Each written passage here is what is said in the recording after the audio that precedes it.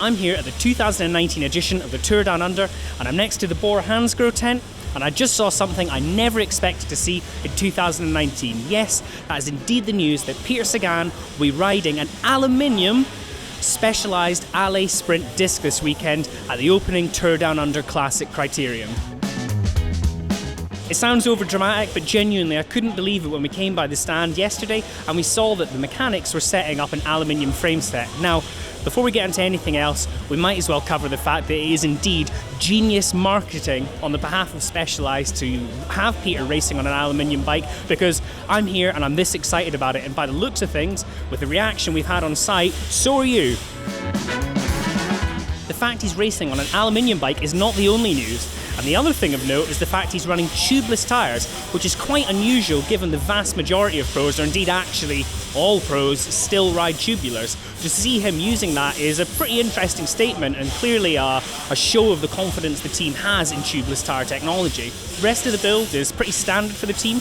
They're running their favourite Dura-Ace 9170 Di2 group set, and they've got a set of Roval CLX 64 wheels with, again, those tubeless tyres. As per usual, we've seen Peter with his favourite Aerofly bars, with what is definitely not a zip stem, and that's matched with a Specialized S-Works Roman Evo saddle. The paint is a custom finish, and as far as we can tell, not one you're going to be able to get for the time being, and it comes in that lovely Bora-Hansgrohe green with a really cool kind of chevron pattern on the top, which fades from that metallic silver into the green, and it's one that I absolutely love, and both myself and Josh, my beautiful assistant behind the camera, are lusting after one as we speak.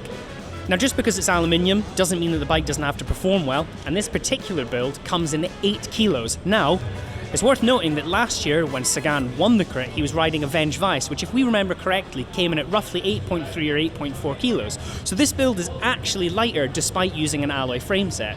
Now, obviously, it's been really interesting getting to see him on this build, and it is a really, really cool bike. But I think it's probably safe to assume that come the racing proper, we'll probably see him back on the Venge. Nonetheless, it's a really interesting bike, and, you know, if Specialized are trying to push any kind of message, if an alloy bike's okay for Peter Sagan, it's probably okay for you. What do you think? Are you an alloy evangelist, or are you carbon for life? As always, leave your thoughts in the comments, and do not forget to like or subscribe.